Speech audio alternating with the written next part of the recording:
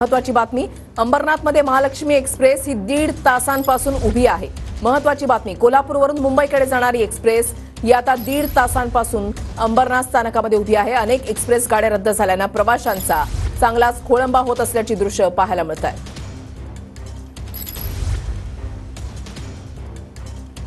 पावसाचा फटका मध्य रेल्वेला देखील पडला आहे, कारण की सकाळपासूनच मुसळधार पाऊस मुंबई शहरात पडत होता आणि भांडूप रेल्वे स्थानकाजवळ पाणी साचल्याने रेल्वे ट्रॅकवर पाणी आल्याने मध्य रेल्वेची सेवा ही विस्कळीत झाली होती। आणि आपण जर बघितलं ज्या लोकल सेवा आहे त्या सर्व लोकल ह्या मुंबईकडे जाणारे लोकल ह्या ठाण्यापर्यंतच थांबवण्यात आल्या होत्या। ठाण्यापर्यंतच त्या लोकल सेवा सुरू होत्या आणि त्याचा फटका त्या एक्सप्रेसवर देखील पडला आहे।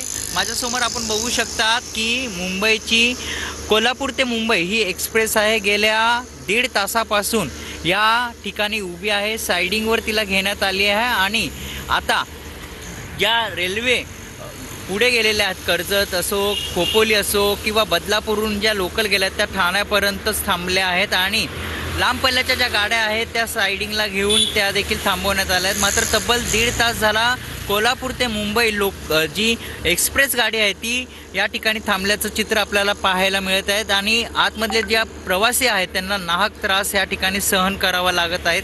मुसळधार पावसाचा फटका हा रेल्वेला बसल्याने जे चाकरमानी वर्ग त्यांचे देखील मोठे हाल झाल्याचं चित्र आपल्याला पाहायला मिळालं होतं।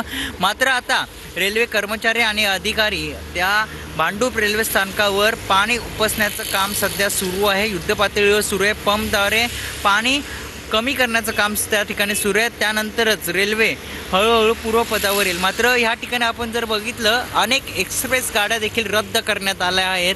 मात्र ही कोल्हापूरवरून मुंबईकडे जाणारी जी एक्सप्रेस आहे ही देखील आता ह्या ठिकाणी थांबल्याचं चित्र पाहायला मिळत। लांब पल्ल्याच्या गाड्या एकामागे एक या ठिकाणी थांबल्याचं चित्र आपल्याला स्पष्टपणे दिसत आहेत। त्यामुळे आता रेल्वे लोकल ही कधी पूर्वरित येईल ते देखील पाहणं तितकंच महत्त्वाचं असणार आहे। मात्र जे प्रवासी आहेत ते कोल्हापूरवरून पुण्यावरून जे मुंबईकडे जात होते ती एक्सप्रेस गाडीमध्ये त्यांचे नाहक त्रास सहन करावा लागत। आपण बघू